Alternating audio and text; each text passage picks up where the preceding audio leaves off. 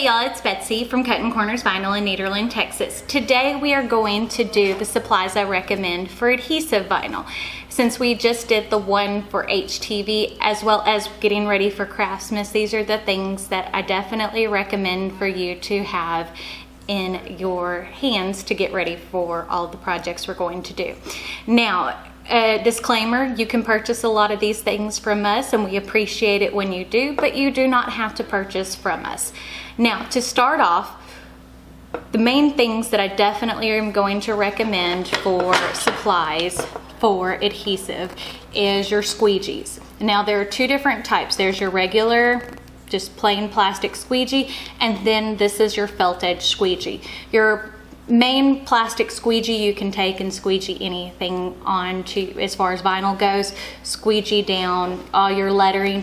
The felt squeegee, what it is good for is if you are doing a printed project and you need to squeegee over the top, or you've got some bubbles and you've raised, you can take and squeegee it down without scratching your vinyl. So I definitely recommend both the felt edge and the regular squeegee as well. Another thing you're going to need is transfer tape. This is my favorite. It has a paper backing. We sell this on our website. Now, there are tons of brands and kinds out there. This is just my favorite because I don't feel like I get the waste with it, and it's not too sticky. There's a lot that are too sticky, but I have heard of people using contact paper and other brands of transfer tape. This is just what I recommend and use all of the time, as well as application fluid. This is amazing stuff. If you're doing layered decals, you can take and spray this on there and it gives you some wiggle room till it's dry. It also helps with bubbles. If you're doing like a big piece of black over a signboard and you're not wanting bubbles, you can use this and it helps it where you can squeegee it out without getting those air bubbles underneath. I also use Denatured Alcohol. This comes from Lowe's, probably any home improvement store. As you can see, I just have it in a little spray bottle. We buy it in the 1 gallon cans of it. I've been asked quite a bit if I dilute it. I do not dilute it. I use it straight as it is. You can use probably pretty much any alcohol, but this is just what I've always used for signs. It is a little bit stronger than your regular bathroom alcohol, so it gets through the dirt and grime. I use this to clean off every surface that I'm fixing to stick vinyl onto. This is good stuff. It is my favorite stuff in the world. Now, as far as being able to measure out things, I have just a standard 12-inch ruler. So this is always great to have to trim off your letters to make things nice and square when you're trimming down your vinyl, so you're not having a lot of waste, as well as a tape measure, so that way you can measure out if you're doing like a big wall decal or door decal. You need to have something to measure with. So these two things I definitely recommend. Now, another thing you're gonna need, Scotch tape, painter's tape, that type of thing.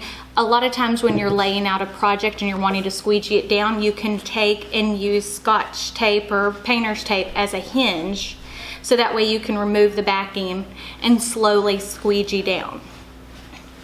Another couple of things you're going to need are your scissors. These came from Amazon. These are just titanium blades. I think they're like $12.99 for a pack of 4.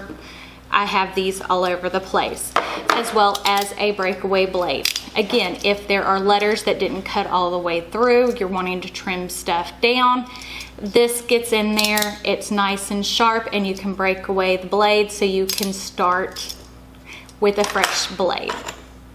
Also, your easy weeding wooden pick. Now, for weeding vinyl, which as I said before, weeding vinyl is removing the excess vinyl off of the paper. This is great for weeding, but a trick with this is as well, whenever you have a bubble under wherever you've applied your vinyl, you can take and use this nice sharp point to pop a hole in it and use your squeegee, your felt edge squeegee, to get the bubble out. Now, as far as vinyl goes, there's a ton of different brands out there. I typically use Oracal 651, as well as I have some Caesar adhesive. I also use the FDC Ultra Metallics, 3M, Avery. Those are all excellent brands. So there's a ton of different brands out there. For where we live in Southeast Texas, we don't really use, or I don't use the removable adhesive such as 631, anything that's not permanent, because with our heat and humidity, because we very rarely have cold days, and like for the past week it's been pouring here, so it's very, very humid, you will want a permanent adhesive, because if not, in a few short days that's just going to be rolling off anyway. Permanent adhesive is made to last outdoors. Typically most of your permanent adhesives have a 5 to 7 year outdoor rating.